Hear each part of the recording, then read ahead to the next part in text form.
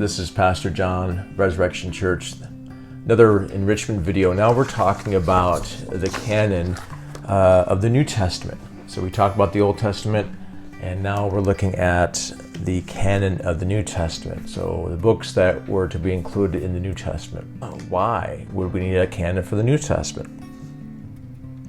First of all, as the apostles were writing, as books were being written, and of course there's inspired writings, there was a need to, of course, collect those writings, of the Gospels and their letters and various writings that were going on.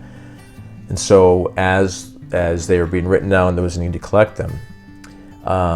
Secondly, that as those who witnessed Christ and who lived or had the knowledge of Jesus, the apostles, the eyewitnesses, as they shared their information, as they started becoming persecuted and martyred for their faith, there was a need, of course, to preserve their writings, a need to preserve, what they taught and what they saw. And so some of the apostles died, and some of the eyewitnesses started to die from age or persecution. And so that was a need that brought up a reason to write it. And then, of course, as the church began to sort of grow, and there was needs, there was questions being asked, ethical questions, how do we live, theological questions. They needed some resource, they needed something to turn to help them with that. And so to answer those questions, in fact, Paul refers to having his letters read. He says, I adjure you by the Lord to have this read to all the brethren. This is 1 Thessalonians 5. Or 1 Timothy says, until I come give attention to the public reading of Scripture, to exhortation and teaching.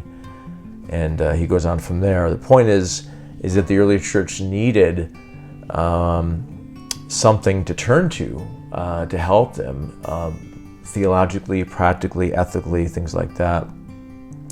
And then another need for the New Testament to be written is that now you also have within, even during Paul's time, people coming in to start teaching some false heretical teachings. And so there was a need in the church to say, well, what's orthodox teaching?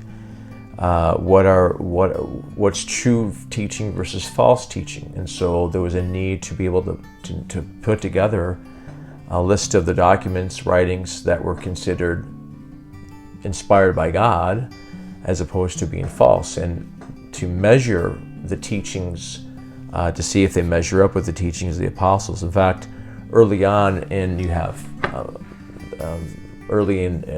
church history, you have Marcion, who has his New Testament, which excludes a lot of the books, and he was a heretic rather, and of course he only recognized some of the Gospel of Luke and some of Paul's letters, and he taught various false doctrines. And of course you have the rise of a lot of false doctrines like Gnosticism and Docetism, things like that.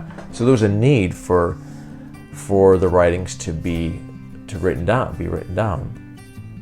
And of course, as Christianity spread to other countries, other parts of the world, you had a need to translate the teachings in the Bible, let's say the Old and New Testament, and what's considered the New Testament.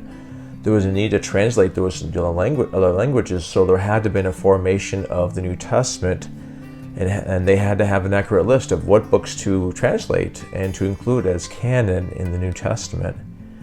And of course, as the church grew, there was also persecution, and of course, you have persecution from various times where there was a need to decide what books are worth dying for, and what books are we going to say this is what truth is, and this is what we can't compromise here. And of course, that really forced the need for the New Testament to be written. So those are just some of the backgrounds of the need for a New Testament to be written. And this will be the end of this enrichment video. Stay tuned for the next one as we talked about more on the development of the New Testament canon.